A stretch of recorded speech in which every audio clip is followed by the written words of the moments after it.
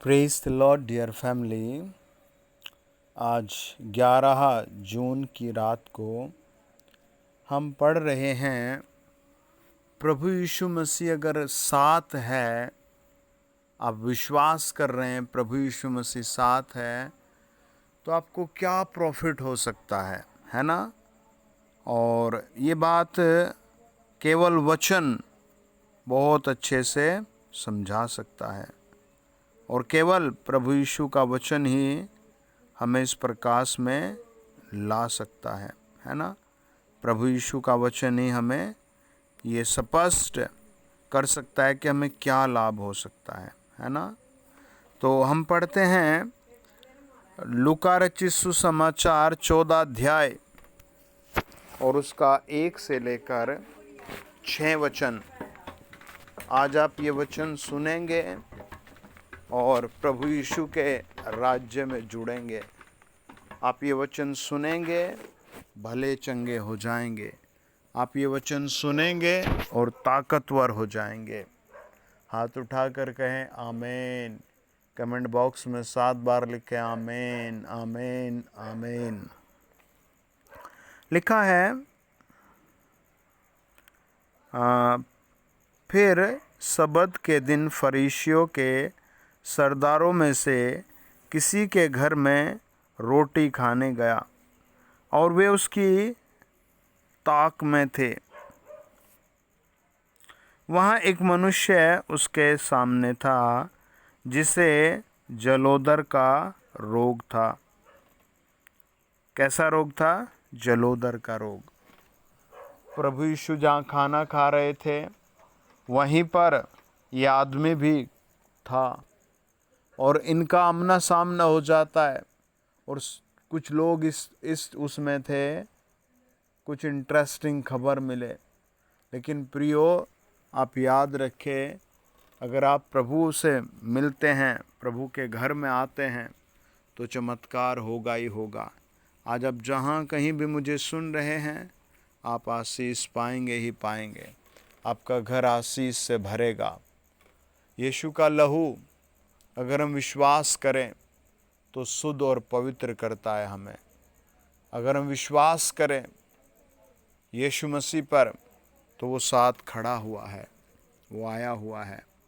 लेकिन सबसे बड़ी बात है कि हम इस चीज़ को समझें, प्रभु यीशु साथ है, प्रभु यीशु साथ है। कई बार फेथ ही नहीं हो पाता, क्या मुझ पापी के साथ सृष्टिकर्ता चल सकता है ना। प्रभु यीशु ने क्या कहा? मत्ती 28 अध्याय 1 से लेकर 8 वचन।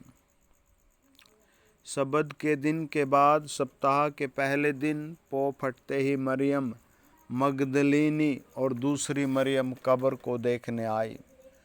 जब एक बड़ा भूकंप हुआ, क्योंकि परमेश्वर का एक दूत स्वर्ग से उतरा और पास आकर उसने पत्थर को लुढ़का दिया और उस पर बैठ गया।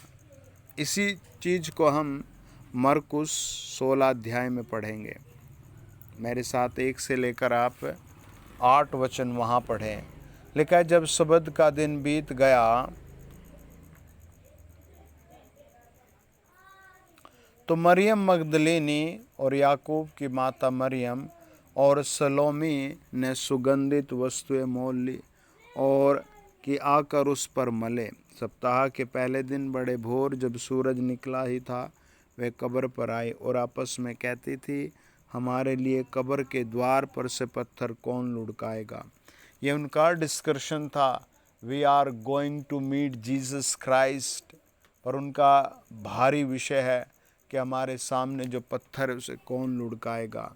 और वो प्रभु यीशु से मिलने जा रही थी। आज अगर आप प्रभु को कुछ डोनेशन भेजते हैं, उपवास रखते हैं, प्रभु का गीत गाते हैं, तो आप कनेक्टेड विद गॉड, आप यीशु के साथ जुड़ जाते हैं।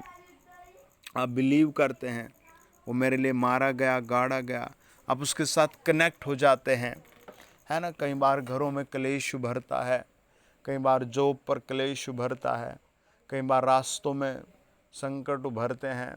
तो ऐसे मामलों में क्या करें? आप प्रार्थना करके कहें, प्रभु इस बात को अपने हाथ में ले ले। वो बहनें कहती थी, हमारे लिए कब्र का पत्थर कौन हटाएगा।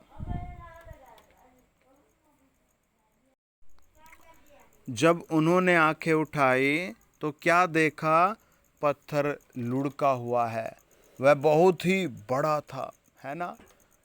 ये यीशु के साथ चलने का फल है, यीशु से मिलने का फल है। आज आपके लिए इस रात में फल की आशीष आ रही है। जिनको बेबी नहीं, उनको बेबी ब्लेसिंग आ रही है। जिनको दर्द है, उनका दर्द उड़ रहा है। जिनको डर लग रहा है, वो सामर्थ पा रहे हैं। जिनके पास रोटी कपड़ा नहीं, उनके पास आ रहा है। होली स्पिरिट आपके लिए प्रबंध कर रहा है, यीशु मसीह के नाम से। आमीन, आमीन, आमीन।